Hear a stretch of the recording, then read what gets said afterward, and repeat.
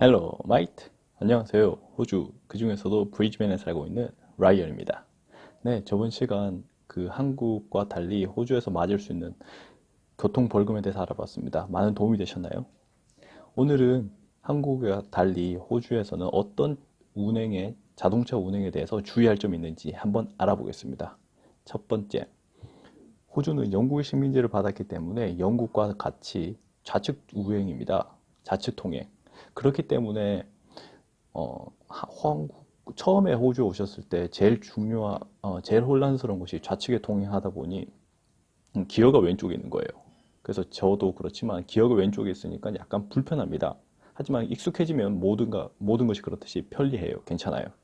그래도 악셀레레이터와 그리고 브레이크 같은 경우는 한국과 똑같이 악셀이 오른쪽, 브레이크가 왼쪽에 있는 것은 한국과 동일합니다. 두 번째, 호주는 중앙선이 흰선입니다. 그래서 한국에는 중앙선이 주황색이죠. 그래서 누가 봐도 확실하게 표시가 나지만 호주는 중앙선조차도 흰색입니다. 그래서 왕복 4차선 같은 경우는 중앙선 같은 경우는 실선으로 되어 있고, 그리고 이제 같은 차선에 이제 두 개의 차선은 같은 방향의 두 개의 차선은 이렇게 점선으로 이렇게 구분되어 있습니다. 세 번째, 마을길에서는 한국과 같이 보통 중앙선이 없어요. 한국도 시골 어촌이나 아니면 농촌에 가면 이렇게 마을길에는 중앙선이 없죠. 호주도 마찬가지입니다. 보통 그런 경우는 시속 40 또는 50km인 경우인데 그런 곳에는 중앙선이 없습니다. 네 번째, 만약에 도로를 운행하다 보면 이렇게 직진 신호에 녹색등만 들어와 있어요. 직진 신호에 녹색등만 들어와 있으면 유턴을 하거나 또는 우회전 또는 좌회전을 모두가 할 수 있습니다. 당연히 이렇게 잘 보고 하셔야 되겠죠. 그러니까 한국에서는 이런 말을 하죠. 비보호 좌회전. 호주도 마찬가지입니다. 만약에 녹색등만 직진에 녹색등만 들어와 있다면 유턴 그리고 비보호 우회전이죠. 그리고 좌회전 모두가 가능합니다. 다섯 번째, 만약 빨간불이 들어와 있다? 빨간불이 들어와 있으면 모든 통행을 멈춰야 됩니다. 한국에는 만약에 빨간불이 들어와 있으면 비보호 우회전 이렇게 하시죠? 맞습니까? 네, 비보호 우회전 이렇게 합니다. 하지만 호주에서는 빨간불이 들어와 있으면 직진, 좌회전, 우회전, 그리고 유턴 모든 것을 멈춰야 합니다. 그리고 여섯 번째, 횡단보도에서는 무조건 멈춰야 됩니다. 단 사람이 있을 때요. 그래서 횡단보도 신호등이 없어도 횡단보도에서 만약 사람이 멀리서 걸어오고 건널 것 같으면 무조건 멈춰야 됩니다. 만약 거기서 사고가 났다? 네, 정말 큰 사고입니다. 큰 사고고 운전자의 책임입니다. 명심하세요. 횡단보도에서 사람이 지나오려고 한다, 지나가고 있다, 무조건 멈추셔야 됩니다. 일곱 번째, 한국에는 없는 give way 그리고 stop이 있습니다. give way 같은 경우는 여러분들이 진행하고 있는데 give way 사인이 보이시면 주의를 살피셔서 오고 있는 차가 먼저 가도록 하는 이정표입니다. give way. 그래서 상대방이 먼저 지나갈 수 있도록 하고 그 여러분들은 눈치껏 상대방이 방해가 안 되면 끼어들어서 가시는 것입니다.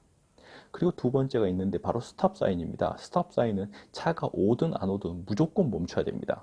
보통 그런 것은 스톱 사인은 이렇게 교차로에서 많이 있는데 교차로에서 스탑 사인이 보인다면 무조건 멈추고 그리고 오는 차들을 다 보내시고 난 뒤에 여러분이 가셔야 됩니다. 여덟 번째, 라운드어바웃이 있습니다. 한국에도 라운드어바웃이 소개되고 있다고 하던데 라운드어바웃 같은 경우는 오른쪽에서 오는 차들이 우선권이 있습니다. 그래서 보통 교차로를 라운드어바웃으로 많이 만들어 놓은데 신호등이 필요 없고 그리고 또 다른 사인이 필요 없이 눈치껏 사람들이 이렇게 빠져나가도록 하는 것이죠. 그래서 라운드어바웃이 통계적으로 신호등보다 더욱더 효율적이고 사고도 작다고 합니다. 규칙은 하나밖에 없습니다. 오른쪽에 오는 차선이 우선이다. 만약에 여러분이 라운드어바웃에 진입하려고 하는데 오른쪽에서 차가 오고 있다면 여러분은 멈추셔야 됩니다. 그래서 오른쪽만 계속 보시면 돼요. 만약에 오른쪽에 차가 없으면 이렇게 끼어들어서 가시면 됩니다. 예를 들어 보겠습니다. 여러분 4개의 출구가 있는 라운드어바웃입니다. 여러분이 진입하려고 해요. 그러면 여러분이 첫 번째 출구로 빠질 수 있겠죠, 맞죠? 첫 번째 출구로 빠지시려면 여러분은 좌측 깜빡이를 켜십니다. 그리고 오른쪽에서 오는 차가 없으면 좌측 깜빡이를 켜고 바로 왼쪽으로 빠지시면 되는 거죠. 두 번째 출구로 빠지시는 경우입니다. 역시 오른쪽을 유심히 관찰하시다가 차가 없으면 깜빡이 켜는 것 없이 바로 라운드어바웃에 진입하셔서 라운드어바웃을 빠져나가시면 됩니다.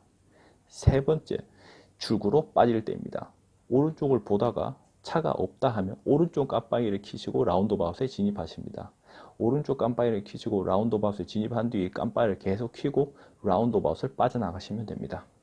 어떻게 조금 도움이 되셨나요?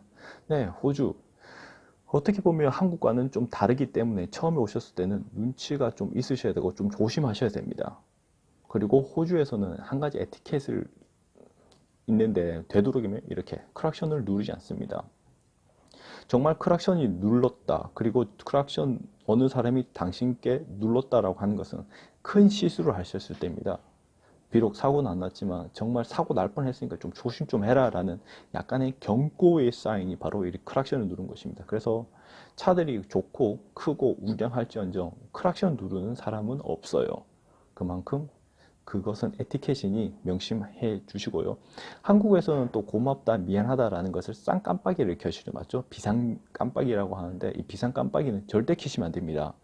한국과는 다르게 비상 깜빡이를 켰다면 정말 큰 사고가 있는 곳, 정말 주의를 요하는 곳으로 되도록이면 아니죠. 되도록이 아니고 아예 비상 깜빡이를 켜지 않는 것이 좋습니다. 만약에 여러분 차를 주행하고 있는데 무슨 경고등이 들어오거나 아니면 연기가 나는 그런 상황이 아니라면 기상 깜빡이를 켜지 마시고, 만약 그런 상황이 생겼다 하면 좌측 깜빡이를 켜셔서 갓길로 이를 차를 대시면 됩니다. 어떻게 이해가 좀 되셨나요? 네, 오늘 도움이 많이 되셨다면 밑에 구독과 좋아요를 클릭해 주세요. 그러면 다음에 더 유익한 소식을 들고 찾아오겠습니다. 바이바이.